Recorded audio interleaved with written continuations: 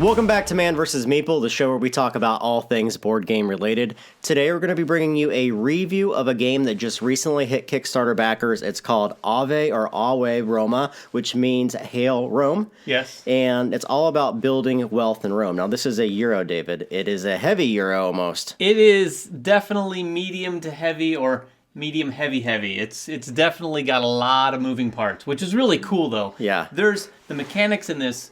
When Jeremy explained this on our first play, it was like a lot to take in, but everything was really cool. And it is really cool how all the pieces and parts move together. There's two main mechanisms in the game. There's area control, and then there's worker placement. So, to start off the game, each player is going to be given a player board. Now, all the player boards are double-sided, and they are unique for the fact that each of them has their own set of 6 resources that you'll be managing, but each of the values of those resources is going to be different for every player, valued between $1 or denarius or up to 3 for each area. So, players are going to start with 0 resources on each of them, except 2 specific resources, which they'll start at 2 at. Right. Also, there is a surplus on every board. Surplus is used to kind of fuel the Roman war effort in the game. And when you hit a cap on all your resources, they can turn into either coin or surplus. So it's a cool way of using those extra resources that you get. Yeah, it's almost like a 7th resource, but it's fueled by all the other 6. Yeah. Each player will also start with 3 coin, and then on the bottom of their player board, there is a place for Patron Cards. Each player can have up to 5 patrons, but these positions have to be unlocked during the course of the game.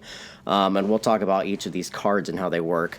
The most important thing to note is that each player will get a pawn, so to speak. These are your workers, and they are numbered 1 through 5, and there's numerical numbers on one side, and there's Roman numerals on the other side, whichever you so wish to use. These are extremely important, and these play the main aspect in how you play the game. Yeah, the whole game, I think, is really structured around these and how you're using them. They are the workers in your game. You start with 1 through 5, like Jeremy said, but after the beginning of the game, all bets are off. You might end up with a few 1s and a 2 and a 3 later in the game. The player board, or the main board itself, has a track around the outside. Those are victory points.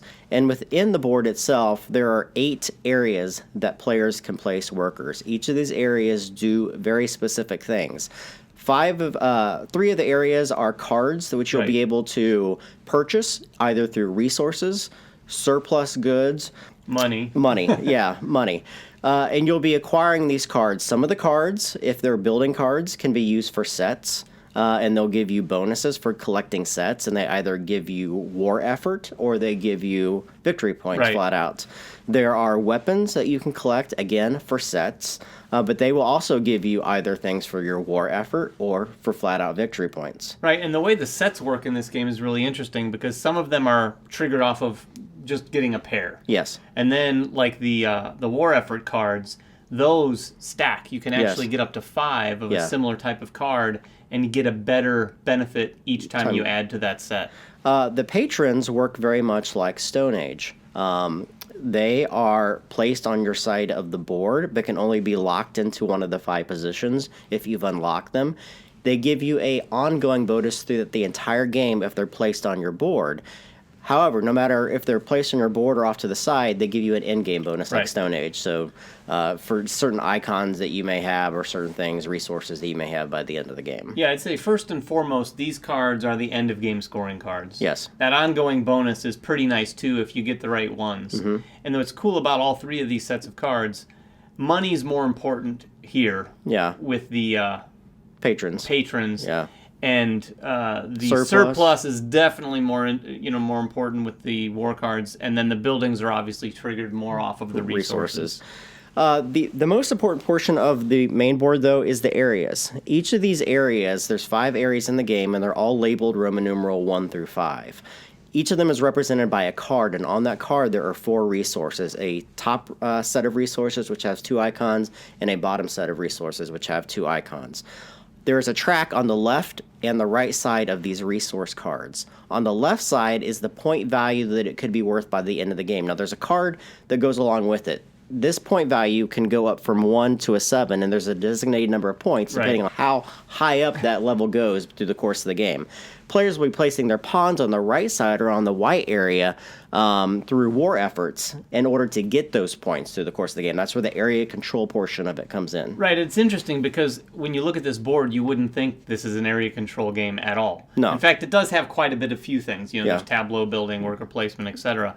But the way they handle the area control, you're really just moving up a scale and not really adding more pieces and more pieces and more pieces. Yeah. And everyone's able to get a little something from it. Right. It's not like winner take all. Right.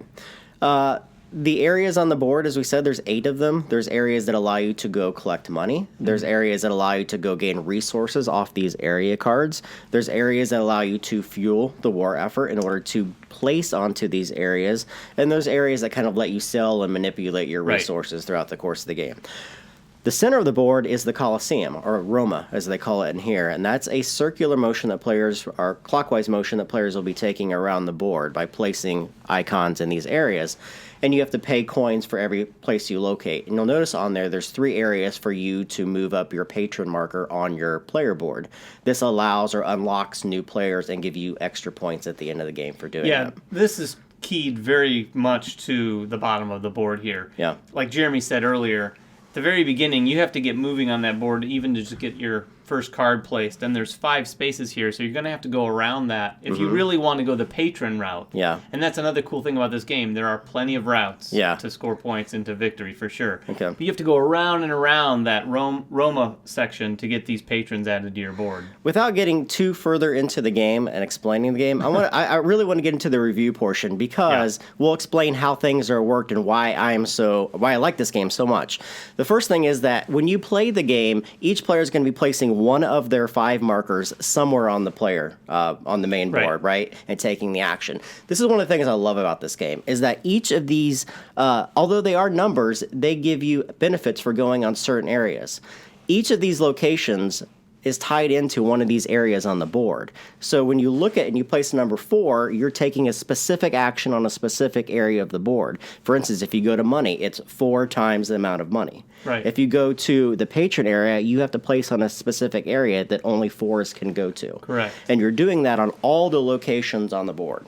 That's awesome. Yeah, it's similar to, I felt, to some of those worker placement games where your workers are dice, even though that's randomly happens, but you have to keep track of what workers you have and manage your workers. Yeah. For sure. Yeah. And then at the end of the round, when you're collecting your workers, it adds a whole nother layer to this aspect because you might get stuck with a bunch of 5s, which is great if you're going for money. Yeah. But it's not so great when you're going for some of these cards because the 1s are the real powerful ones when you're going for cards. Yeah, because the way they structure each of these 3 main areas, when you go to these areas, 1s are the bottom section, and then 1 through 5s are the top sections. Yeah. So 1s can go anywhere, basically. And 5s can only go to the last card in each of these stacks. So you're very limited with the things that you can get.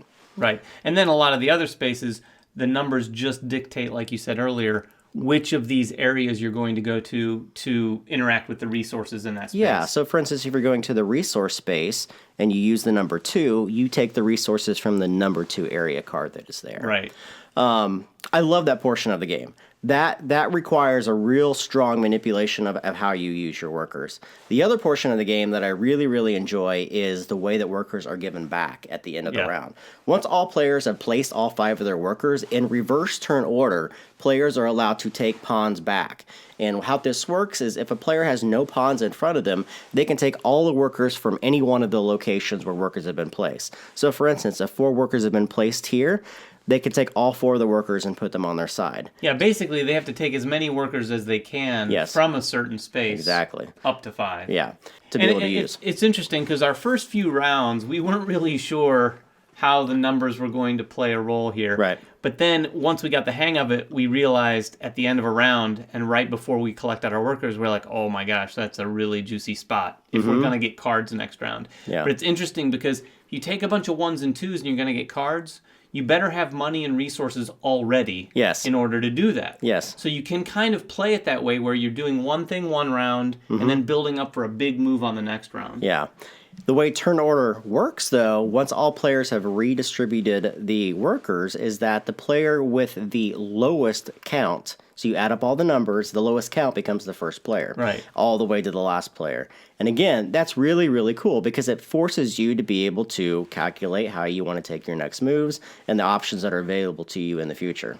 The other cool thing about that is you may be first, but you may not have the exact workers you want. So there's no sort of bad scenario. Right. Even if you're going last, that means you have a lot of high-value workers. So you're going to be able to store up on money and do some other things and go places that other people can't. Yeah. I mean, there's no question that David and I both like Euros. This is a medium weight Euro, and we both really, really enjoyed this game. However, the game was long. The game is long. We played a 4-player game, the first game that we played. And granted, we had all were learning the game for the first time, but it took 3 hours to play through. And that doesn't include the rules explanation. No, it doesn't care. Also, it doesn't count for the variants. There's 5 expansions that came with this Kickstarter version. And then there's an entire advanced game where all the cards can be used in an advanced way through the game. Now, granted, when you play this game more, you're going to understand how the mechanics work, but I can't see this game taking any less than 2 hours to play through, just because there's a lot of options in this game. There's a lot of ways to victory and a lot of paths that you can take. No, I would say for 4 players for sure, for experienced players, 2 hours would be doing pretty well. The box says, I think, 25 minutes per player, so that's a little shy of 2 hours for a 4-player game. And I think you said the rules suggest that you can even reduce the number of cards in each stack, because some of the card stacks are what triggers the end of the game once you get through and you can't fill one of the areas with cards. So you can reduce the number of cards in a stack and control the length of the game too. Yeah. I like the strategy in the game. I just think the length kind of hurts the overall replayability of it, for sure. The length, after our first play, we really liked it, but no one would want to play it again immediately for sure, just because of that length. Yeah. But with that said, all the moving parts in this game are really, really good. Yeah. I mean, I hadn't heard about this game until Jeremy got it delivered to him, and I'm really impressed with what they've pulled off here. This is a medium, like I feel like a medium to heavyweight Euro that's up my alley. Once you start going that heavy route, it's usually a little out of my element, but I really, really enjoy this one. I do want to play it again. And the other thing is, too, I think most typical turns don't take that long. No. Deciding on what you want to do is the challenge, but doing the actual actions of the turn take mere moments, like laying your token there, doing the action, next player's turn. Yeah, once you get the hang of how all the numbers work. Yes. Because it's very easy. In fact, 3/4 of the way through the first game, I was still thinking, oh, I'm going to go here so I can get these resources, forgetting that I needed a 1 pawn to go there. Yeah. And it's very easy to do that, and then you're stuck, oh, I can't even do anything that I want to do because I really needed the resources in the 2 area, and I don't have any 2 pawns. Yeah. Which, it's a lesson learned, and it's a really cool aspect of the game, but that added to the length of the game a little bit, I think. The other interesting thing that I want to discuss briefly was the end of the game. Once the end of the game is done and it's triggered, they have this weird rule in there that I didn't quite understand, and I need to do some more research on it, but once the game is over and everybody is done, everybody has 1 more turn. However, that turn doesn't need to use one of your workers, and a worker can go anywhere, so there's no block spaces. So basically, you're free to do anything you want in the game. It's like you have one more pawn with whatever number on it that you want. It's strange. I've never seen that done before. I don't know if that was a balancing issue, or if it was a way for players to get 1 more action in order to get points at the end. I mean, I don't know, from a balancing standpoint, I'm not sure. I do like the concept of, because a lot of these games, oftentimes when it ends abruptly and someone was working towards doing that one last thing, like in our first game, I didn't have the pawn that I needed to do what I wanted to do, but I was able to try to achieve that with that one last turn. Yeah. Interesting. I'd like to play it again and see how that works out. Overall, though, we were very happy playing the game. It's just note that when you're going to play it, it does run on the long end of the spectrum, for sure. That's called Ave Roma. It is by A Games, which I think is a fairly new publisher on the scene.